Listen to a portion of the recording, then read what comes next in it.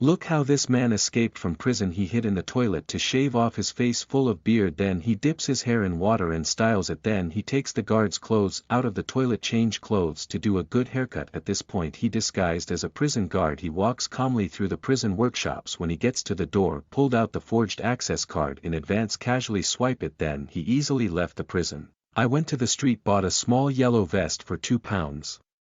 Saw a luxury car needing parking. He rushed up and pretended to be a parking boy. Not only did he drive away the luxury car, he also earned $100 in tips, and he is the top scam artist, Jack. At this point the warden asked the police Smith for help because Smith is the only one who has caught Jack, but what confused Smith was that Jack will be released from prison in 2 months. Why would he want to escape from prison at this time? So after reviewing the video of Jack's visit, he found that a month ago Jack's young girlfriend had visited him in prison. Smith read from the woman's lips the last thing the woman said was goodbye, and she never came back. Smith concluded that Jack must have gone to see his girlfriend, so Smith went to Jack's girlfriend's place. Sure enough, Jack was alone in the house. When Smith told his men to come and get him, Jack saw a gold thread on Smith's shoulder. Do you know what this is? Smith obviously did not know. It turns out that a few hours ago Smith was investigating a case in the bank's vault. The technician was cracking the code of the safe. The vault suddenly exploded. The police were covered in dust. The evidence was also instantly blown up. I'll tell you what this is. You'll meet me in prison in a week. After Smith agreed, Jack said this is the security line of 100 new Canadian dollars. After that, Jack was taken away by the police. The next day Smith learned from his assistant that the gold line was indeed a security line for the new Canadian dollar, but this new coin has not been officially issued yet. How did Jack know that? So Smith went to the prison to find Jack for an appointment. When he learned that Smith was hunting a Dutch crime syndicate, Jack said, I'll help you catch them if you get me out of here. Just put electronic shackles on my feet. I will always be under your supervision. So the next day Jack walked out of jail with electronic shackles, and he walked out of the prison. Then Jack was put up in a small hotel, and his range was only 2 miles. Obviously this environment didn't suit Jack's temperament, so Jack slipped into a thrift store. Here he met a rich woman who was donating clothes. The two of them hit it off. He learns that the rich woman's mansion is nearby, so Jack was invited to live in the rich woman's mansion. In addition to helping the rich woman feed her dog and water her flowers every day, he also chatted with the rich woman's little granddaughter. This is a $250,000 bond. However, the bond was forged by forgery experts. Jack found the same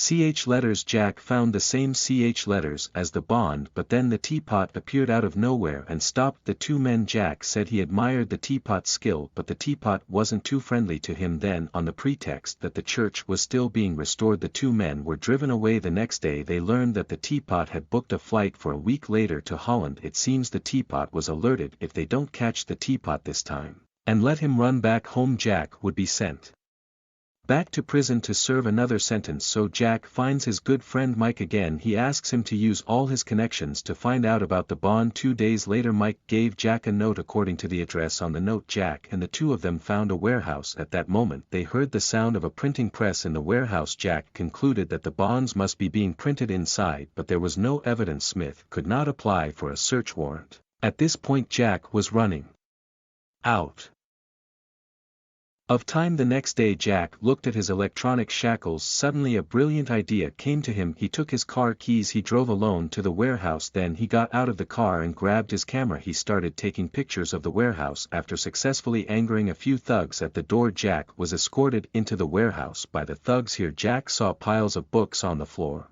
and the machine was constantly printing bonds. Then the thugs put Jack in a glass room. At that moment the teapot came cursing. Jack took a look and locked the door, and this glass room happens to be bulletproof, so the teapot ordered someone to get the key, and Jack sat down and started to taunt the teapot. Are you too proud of yourself to put your name on a bond? That's stupid. You'll open the door later. See how I will kill you. As soon as he said that, a siren sounded outside. It turns out that Jack's electronic shackles out of range will automatically alarm. At this moment Smith led the police said to catch Jack the fugitive, so the police broke down the door of the warehouse. Teapot and his men saw that there was no way to escape, had to surrender. Then they found the original bond in the teapot safe. They found the original bond. At this point Smith said Jack had done a very good job this time, so he applied for Jack's credentials. Jack was officially hired as his exclusive advisor, so not only did Jack not have to go back to jail, but also can continue to chat with the rich woman's little Granddaughter Custom seized a Bachelor Snow White and the Seven Dwarfs fairy tale books, although these books were published in 1944, but the books themselves are not worth much at all. Why did the bookseller go to the trouble of shipping them here? So Smith went to the bookseller and asked him about it. The bookseller claimed that all his paperwork was legal, but he looked like he was in a panic at that moment. The bookseller's lawyer